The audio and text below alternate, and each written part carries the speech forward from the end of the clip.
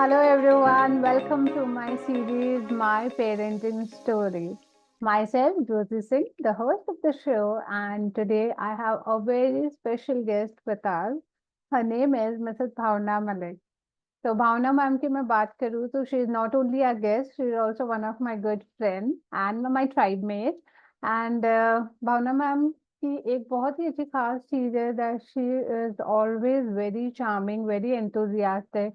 Her learner's mindset is something that make her stand exceptionally. So let's come back to Bhavna ma'am's introduction. Bhavna ma'am, she is a mother and she has been working in various domains like she's into parent coaching, relationship consultant, career consultant, counseling experts, and the list goes on. So Bhavna ma'am has also won a lot of prestigious awards like Nari Ratna Award 2023, Kamyabi Se Koshish Tak Award in May 2023, and the list goes on. So, Bhavna ma'am, she has been tirelessly working towards the betterment of our society, and the way she is helping and transforming the life is truly commendable. So, it's really a pleasure to have her today at our platform, and let's listen to our story. How was her parenting journey? So, let me just welcome Bhavna ma'am to our show. So here we have our guest Bhavna ma'am with us. Welcome to our show Bhavna ma'am. And सबसे पहले तो मैं आपका दिल से शुक्रिया करूंगी. Thank you so much for accepting my invite. And though we have been scheduling this since a very long time, but finally we made it today. So it's really pleasure to have you at our show. Someone who has so much of expertise in so many domains, and आपकी parenting life से भी हमें बहुत कुछ सीखने मिलेगा. So, welcome, ma'am. Welcome to the show.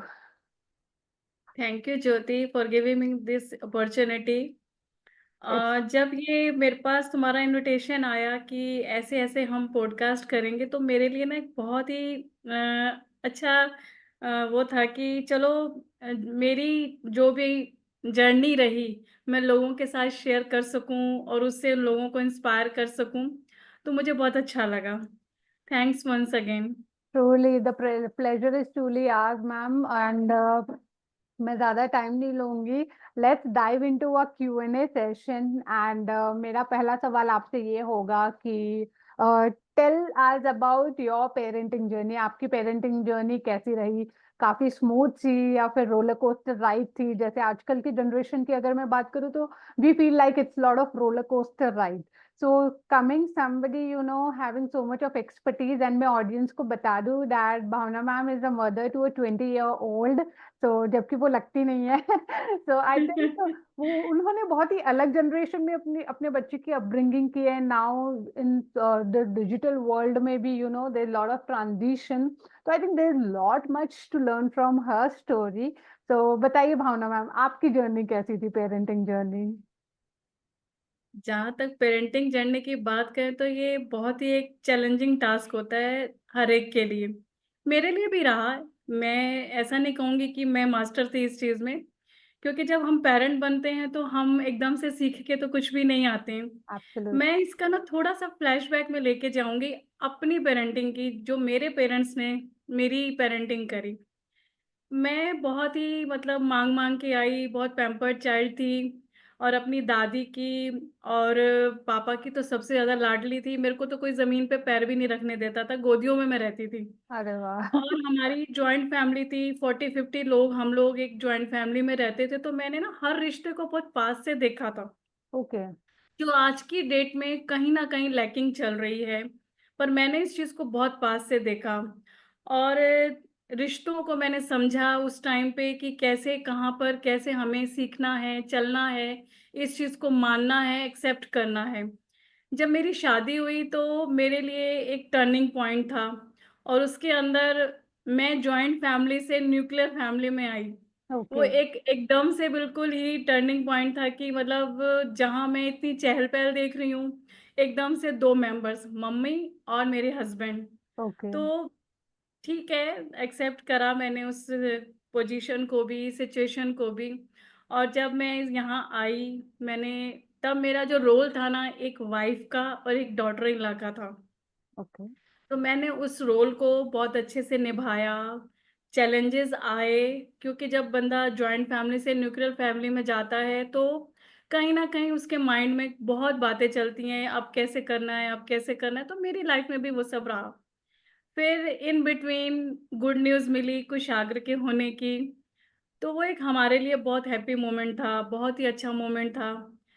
और मैंने भी उस टाइम को 9 मंथ्स की जर्नी को बहुत अच्छे से ने समझा, जो भी मेरे चैलेंजेस आए, कभी मेरी हेल्थ डाउन होती थी, कभी बीपी की मतलब बहुत चैलेंजेस आए मेरे को, तो मैंने उस फ़ेज़ को भी अच्छे से कवर करा। इसमें ना मेरी मदर इन लॉ का बहुत बड़ा रोल था। ओके। उन्होंने मेरे को बहुत साथ दिया, मे बी कह सकते हैं कि वो दादी बनने वाली हैं, तो फिर उसमें होता है कि इसकी केयर करी जाए। शेयर करेंगे। और पूरी फैमिली ही मेरे को सपोर्ट करने लगी। फिर कुशाग्र हुआ। कुशाग्र के होने के बाद हमारे घर में बहुत रौनक आई। जैसे कहते हैं ना कि फर्स्ट चाइल्ड था, इतने और टाइम के बाद होता है, तो एक हर पेरेंट्स के लिए होता है कि बहुत ही खुशी की बात है। तो मेरे को ना मम्मी ने बोला कि 40 दिन के अंदर ना तेरे को मैं सब कुछ जो-जो जैसे-जैसे कहती जाऊँगी, तूने हम्म। वैसे-वैसे करते जाना, मैं तुझे सब कुछ खिलाऊँगी। ओके। क्योंकि इस टाइम पे जो तू खा लेगी ना, वही बच्चे को लगेगा। ये आज की बच्चों के लिए भी जो नई जनरेशन आ रही है, उनके लिए भी एक लर्निंग है कि उस टाइम पे जब हम 40 डेज़ में सब कुछ खा लेते हैं ना, तो वो बेबी को भी लगता है और आने वाले टाइम पर उसकी स्ट्रेंथ भी बनती है। तो मैंने वो सब माना, मेरी एक ना नेचर थी कि मतलब मैं सबकी बात मान लेती थी, न्यूट्रल सी रहती थी। मैं कहती थी ठीक है, ओके। तो कुशागर की ब्रिंगिंग ऐसे हुई, उसको हमने सब कुछ खिलाया, मतलब उस खाना-पीना 6 मंथ्स के बाद जब उसकी दूसरी डाइट स्टार्ट हुई, तो उसके अंदर हमने जैसे मील चेंजेस हुए, तो फ्रूट की हैबिट डाली, वो फ्रूट लेता था और हर चीज़ खाता था। कहते हैं ना बच्चों को जैसी-जैसी हैबिट हम डालेंगे, वो वैसी एब्सोल्युटली। हैबिट बनती जाएगी। तो हमारे केस में भी अब यहाँ मेरे साथ चैलेंज ये आया इस सारी जर्नी में, ऐसा नहीं कि उतार-चढ़ाव नहीं आए थे, मैंने भी बहुत चैलेंज फेस किए।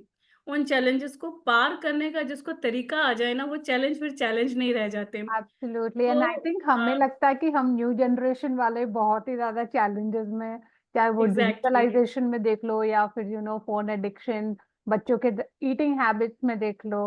बट जैसे आप हाँ, सही कह रहे हो भावना मैम, हर एक पेरेंट को होते हैं challenges, but it is up to us कि हम उससे कैसे ओवरकम करें या उसे कैसे फाइट बैक करें। तो हाँ। Please please continue ma'am. तो कुशाग्र का मेरे को चैलेंज तब आया जब वो जैसे 2-3 साल का हुआ, तो वो सिंगल चाइल्ड था।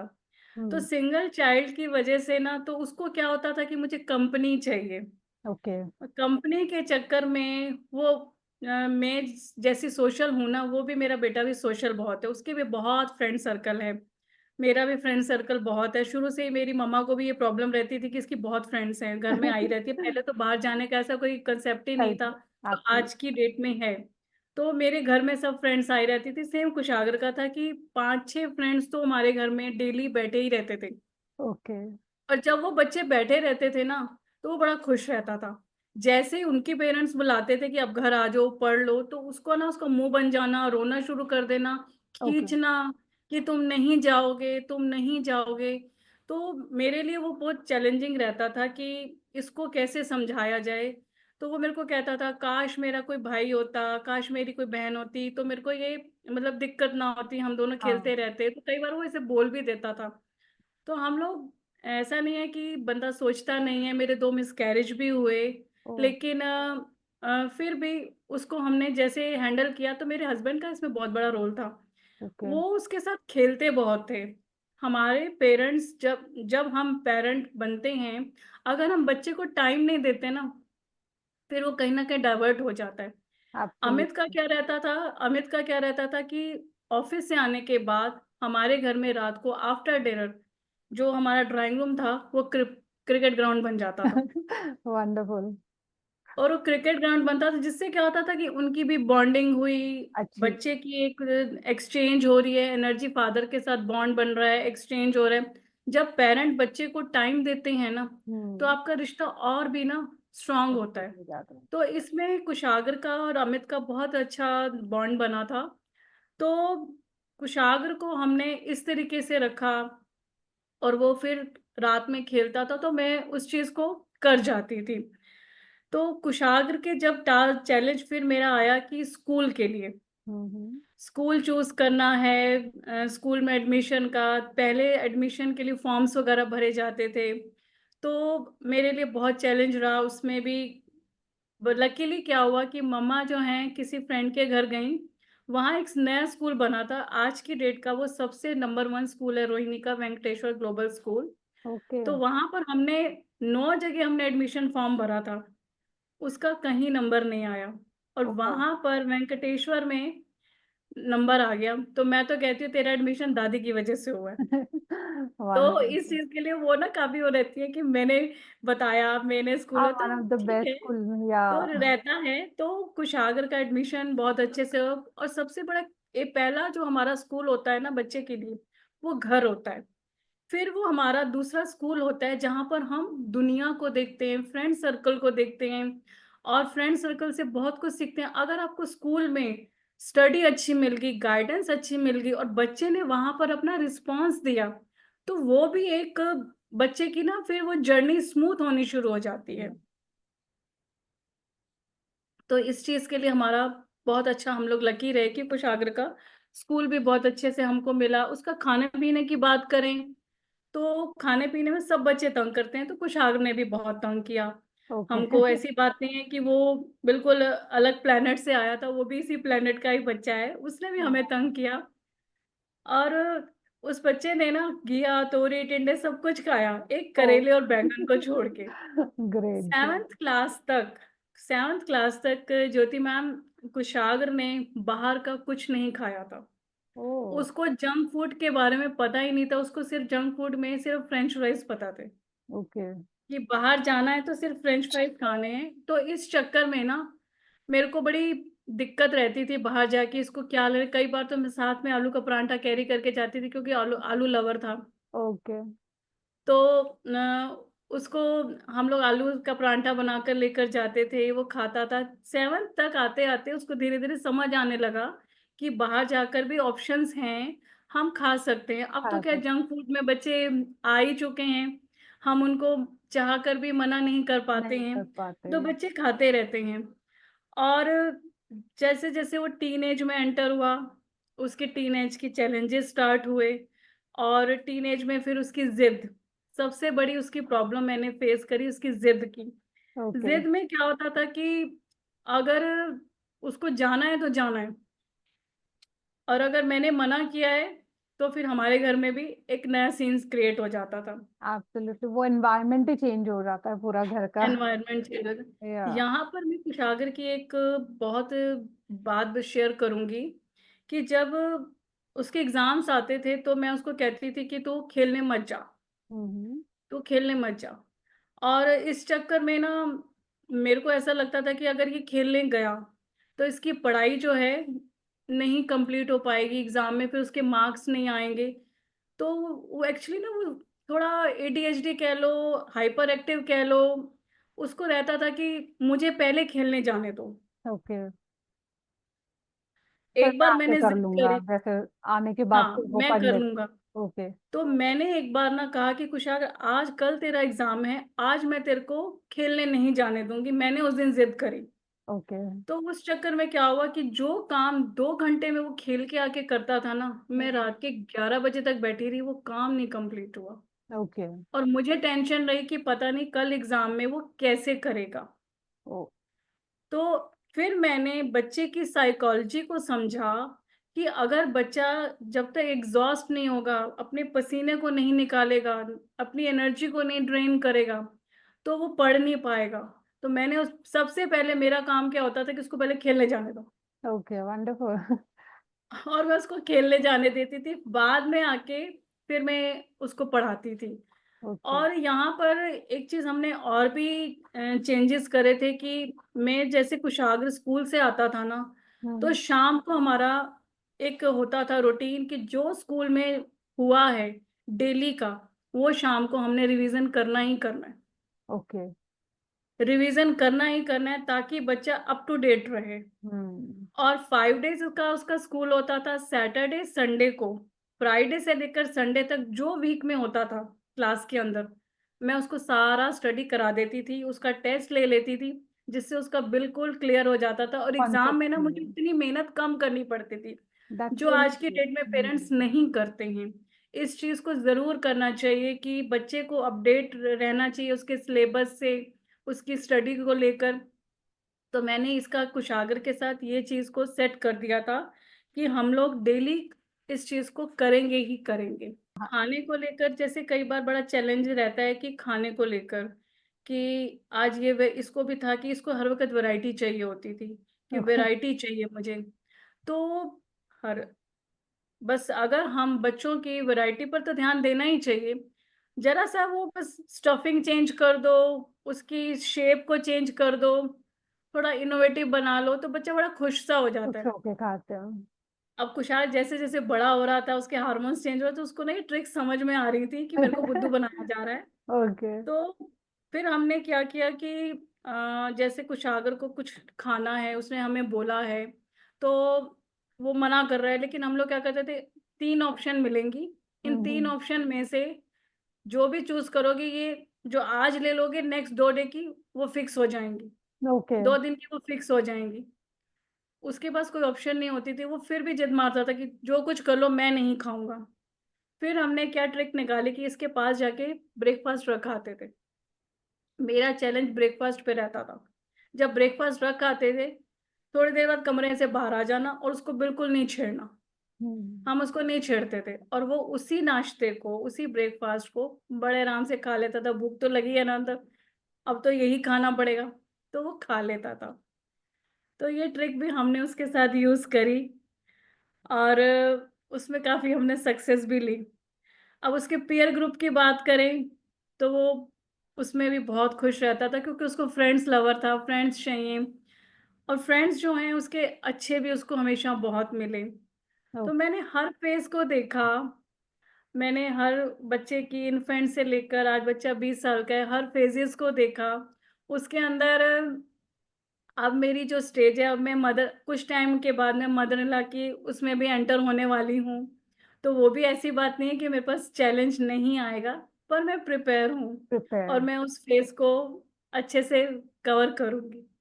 And the best part is ma'am, आपने ना बच्चों की नीड समझी, जैसे आपने बताया कि कुशाग्र को खेलना होता होता था, तो एटलीस्ट आपने उसको समझा। एंड आई थिंक आजकल के पेरेंट्स हम बहुत ही ज्यादा वो लूप में चलते हैं, रूटीन ये है ये है ये है, you have to follow that routine. But बहुत ज्यादा जरूरी है कि हम बच्चे की नीड्स, उसकी वांट, उसकी क्या जैसे किस तरीके से उसे पढ़ा सकते हैं, थोड़े से ट्रिक्स एंड वो कनेक्शंस बनाना, ये सब बहुत ज्यादा जरूरी है। तो आई थिंक यस। आपकी जर्नी सुनने में बहुत ही मजा आ रहा था। एंड स्पेशली खुश आगरा की, बिकॉज आई थिंक कुछ कुछ चीजें मैं भी रेजोनेट कर पा रही थी। जैसे आपने कहा कि आप फूड डेकोरेट करके, तो जैसे आई स्टिल रिमेम्बर कि अंश को भी मैंने जस्ट वो केचप से स्माइली बना के देना, और कुछ नहीं, but that would add little joy, एक अलग ही एक्सप्रेशन हाँ, होते थे जब वो प्रेजेंटेशन देखते थे खाने की। तो हाँ। बहुत मैटर करता है हमारे ये छोटे छोटे एफर्ट्स, बच्चों की आज लॉन्ग टर्म मेमोरीज भी बन जाती है, जैसे हुँ, एज हुँ। आप हमारे साथ आज शेयर कर रही है। तो I am sure entire journey बहुत ही अच्छी रही है। तो as a mother, like what has actually change you, motherhood ने आपकी पर्सनालिटी को कैसे चेंज किया मैम? तो we would love to know that also. मेरे को बहुत चेंज किया, जैसे मैंने बताया ना, मैं एकदम बिंदास और मस्त बंदा थी। एकदम मस्त रहती थी, मतलब ठीक है, सब अच्छा है। हाँ हाँ। तो कुशागर के होने के बाद ना मेरे अंदर ये चेंज आया रूटीन का, रूटीन। मॉर्निंग रूटीन का। मेरा ओके। कोई ना रूटीन, मतलब मेरी मॉर्निंग जो होती थी ना 9 बजे के बाद स्टार्ट होती थी क्योंकि खुद का काम था, हाँ तो मैं हाँ। थोड़ा इजी वे में चलती थी। तो हम्म। कुशागर के होने के बाद 6 बजे से लेकर रात के 12 बजे तक मेरा सबसे पहले तो एक रूटीन सेट हुआ। ओके। जैसे जैसे वो बड़ा हुआ, उसकी नीड बनी, तो मैंने अपने आप को अपडेट किया और मैंने अपने ऑफिस आवर्स को 8 बजे से लेकर 3 बजे तक कर दिए। जब वो स्कूल में एंटर हुआ कि 3 बजे के बाद no work. Okay, you'll be back home. हाँ, यहाँ पर मैं एक चीज़ मैंने शेयर करूँगी कि इसमें मेरा ना चेंज होने का सबसे बड़ा रीज़न ये था, कुशाग्र जब स्कूल से आता था ना, सारे बच्चों को सीढ़ियों से ही साथ लेता हुआ ऊपर आ जाता था, Okay. कि सबकी बेल बजाना, आ जाओ, खाना इकट्ठे खाएँगे, तुम्हारी मम्मा ने जो-जो बनाया सब ले आना। Oh, अगर नहीं लाओगे तो मेरे घर में बना है, हम खा लेंगे, शेयर कर लेंगे। wonderful. तो इस शेयरिंग भी वो बहुत करता था, हर चीज़ को शेयर करके खाता था, उसकी ये नेचर थी।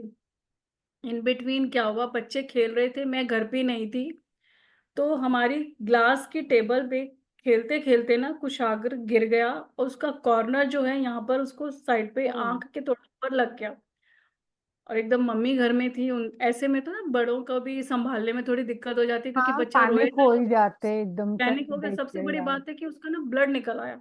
ओ, उसको 3-4 स्टिचेज़ आए, तो यहाँ मैंने और ध्यान रखा कि मेरे को अपने टाइमिंग्स को उस हिसाब से सेट करना होगा ताकि ना थोड़ा इसको मैं सेट कर सकूँ। अगर मैं इसको अभी से नहीं समझाऊँगी ना, तो ये फ्रेंड्स वगैरह सब जो भी हैं, ये बहुत ज़्यादा आगे बढ़ता जाएगा, फिर उनका भी अपने रूटीन में अकाउंटेबिलिटी हो डिस्टर्ब जाती है होगा। या हम्म। उनका भी डिस्टर्ब होगा, हमारा भी डिस्टर्ब होगा। तो यहाँ पर मैंने ये चेंज लाया कि मेरे को अपना रूटीन सेट करना है, टाइम टेबल सेट करना है और मैं उसके अकॉर्डिंग अपने आप को एडजस्ट करती थी। तो उसकी ये हैबिट ना मतलब मैंने ऐसी डाल दी कि आज वो अ, हॉस्टल चला गया है, अपना इंजीनियरिंग कर रहा है, मैकेनिकल इंजीनियरिंग में थापर यूनिवर्सिटी में वो स्टडी कर रहा है। तो मतलब मेरे को अच्छा लगता है कि वो वहाँ सेटल है और उसमें क्या है कि जैसे वो बच्चा घर आता है ना, तो भी मैं काम पे नहीं जाती, मैं ओ, घर से ही देख लेती हूँ। तो वो मुझे खुद कहता है कि मम्मा मैं बड़ा हो गया हूँ, मैं वो छोटा बच्चा वाला कुशाग्र थोड़ा ना हूँ, कि मुझे कुछ चाहिए होगा तो मैं घर में बोल दूँगा ना दादी को बोल दूँगा, हम्म, दीदी को बोल दूँगा। तो मैं कहती हूँ नहीं तो मेरे पास 2 दिन के लिए आया तो मैं वैसे ही नहीं जाती हूँ। तो हाँ, ये एटलीस्ट वो चीज़ टाइम हम सब साथ वो में मेरे को करते हैं। बहुत कहता है मम्मा जाओ, लेकिन मैं कहीं न कुछ न कुछ बहाना करके घर में ही रहती हूँ। वन, मेरी प्रायोरिटी ना हमेशा ज्योति फैमिली रही है हम्म, कि पहले घर को देखना है, फिर मुझे अपने काम की एडजस्टमेंट करनी है। हम लोग ना अपने करियर के पीछे भागते हैं, सब कुछ करते हैं, तो इसमें क्या होता है कि हमारे बच्चे ना अ, हमारे के साथ टाइम नहीं बिता पाते, कहीं न कहीं और उनकी डायवर्ज़न हो जाती है, हमारी जगह नैनीज़ ले लेती हैं, मेड्स ले हम्म, लेती हैं, तो वो उनको अपनी शेयरिंग करना, बात करना स्टार्ट कर देते हैं। यहाँ हम कहीं न कहीं ठीक है, करियर इम्पोर्टेंट है, हर चीज़ इम्पोर्टेंट है, लेकिन बैलेंस, बैलेंस। बैलेंस करना बहुत ज़रूरी है कि मेड, नैनी अपनी जगह है, हमारी अपनी जगह है। बैलेंस करना बहुत ज़रूरी आपने है। बहुत ही डीप बात बताई है भावना मैम, मतलब स्पेशली आजकल when both of them are working, मदद भी है, अच्छी बात है आप करियर ओरिएंटेड रहे, बट कहीं ना कहीं हम ये नहीं छूट जाए कि मैंने थोड़े दिन पहले इंस्टाग्राम पे एक चीज देखी थी कि हम पैसे कमाने, the females are also going out and females are also going out, but और वो क्या कर रहे हैं, घर में उन्हीं नैनीज को पैसे दे रहे हैं, just to raise the kids. So it is very important that we strike a balance, and बहुत ज्यादा जरूरी है दैट हम समझे कि जो इनिशियल फाउंडेशनल ईयर्स है, एटलीस्ट हम वो तो हम हमारे बच्चों के साथ इन्वेस्ट करें, सो दैट उनकी अपब्रिंगिंग अच्छी हो, उनके जो रूट्स है वो स्ट्रांग रहे। As you said that exactly, Kushagra अब तो समझता है कि मम्मा मैं बड़ा हो गया हूँ, you can go, but he understand why, because उसके रूट स्ट्रांग है अभी। तो दिस इज वेरी ब्यूटिफुली आपने बहुत अच्छे से एक्सप्लेन किया, and I think specially all the new moms के लिए ये बहुत ही इम्पोर्टेंट रहेगा, इम्पोर्टेंट लर्निंग रहेगी कि वो ये चीज समझे, स्ट्राइक अ बैलेंस, कहीं ना कहीं हम एडजस्ट कर सकते हैं, एंड इफ नॉट यहाँ मैं यू ना आर ऑल्सो। हाँ जी मैम, प्लीज गो ऑन। यहाँ मैं एक चीज़ और ऐड करूँगी न्यू मॉम्स के लिए कि जैसे बच्चा आफ्टर 12th अपने बच्चे को हॉस्टल ज़रूर भेजें, ओके, इंडिपेंडेंट बनने के लिए। Independent, yes. मेरा बच्चा घर में एक पानी का गिलास नहीं उठाता था। कहीं न कहीं मैं भी कहती थी कि चल ठीक है मैं खड़ी हूँ ना, मेड खड़ी है, हेल्पर्स हैं, तो मेरे को भी थोड़ा मैं भी वैसी वाली मॉम हूँ, कहीं न कहीं। ऐसी बात नहीं है हाँ, कि मैं कोई दूसरे प्लैनेट से आई हूँ।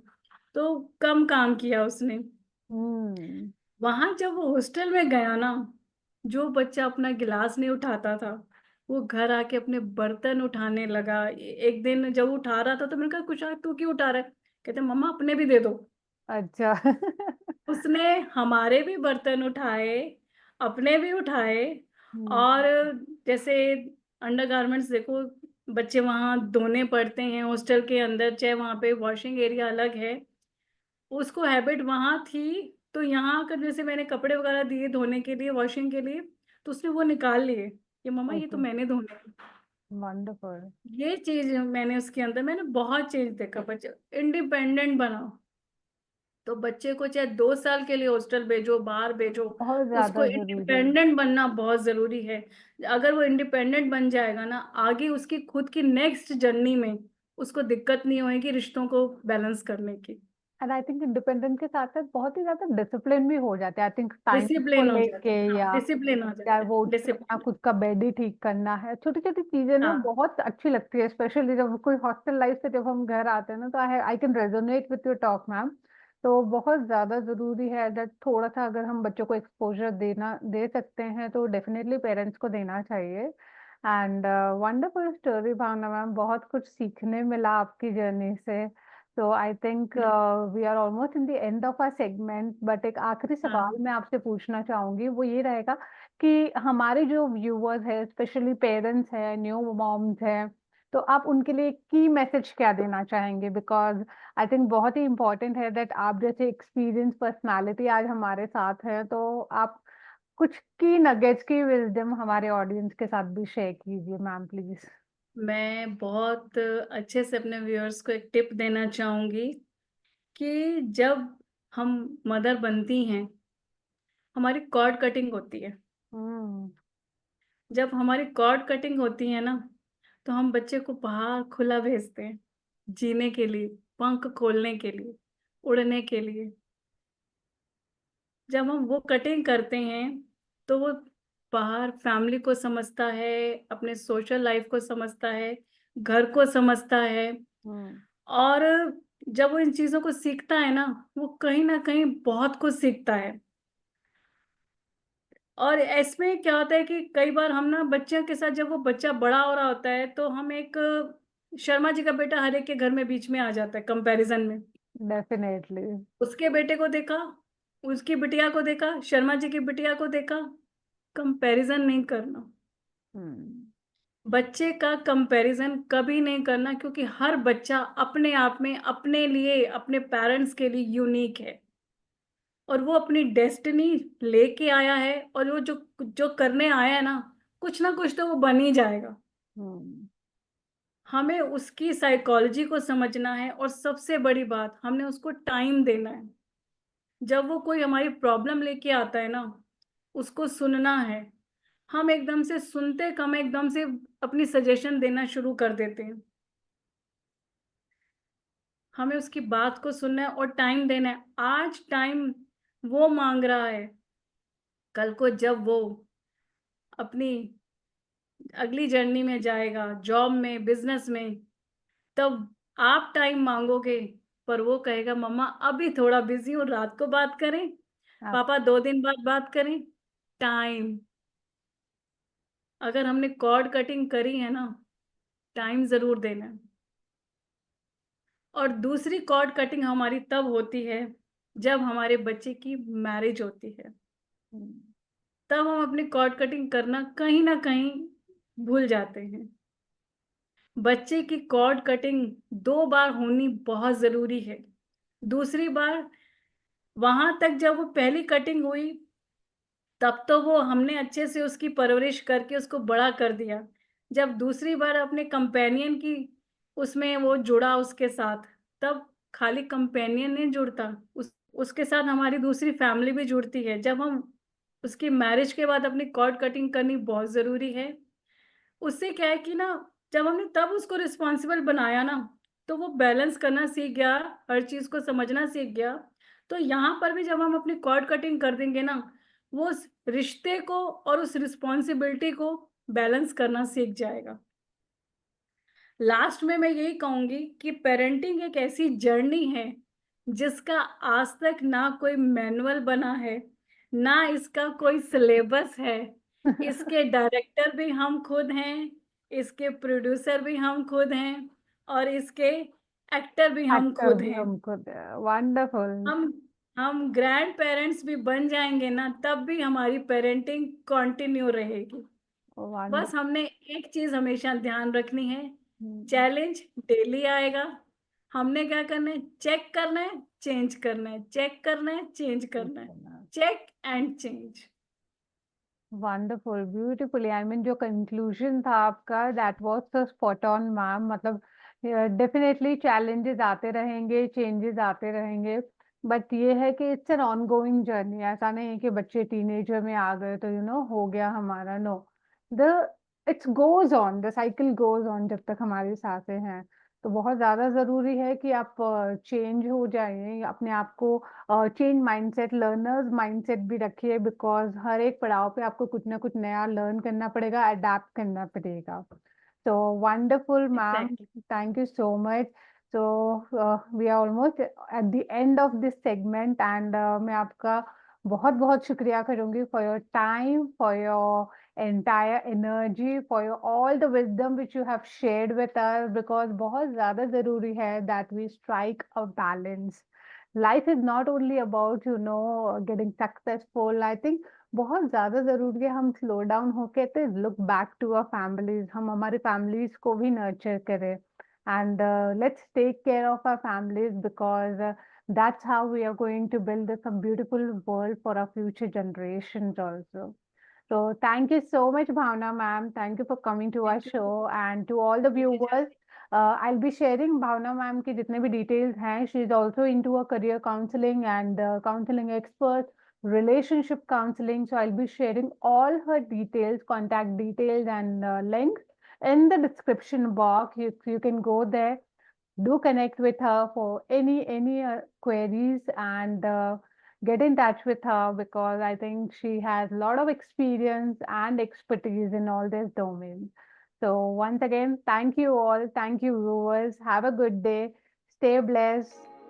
See you next. Thank you.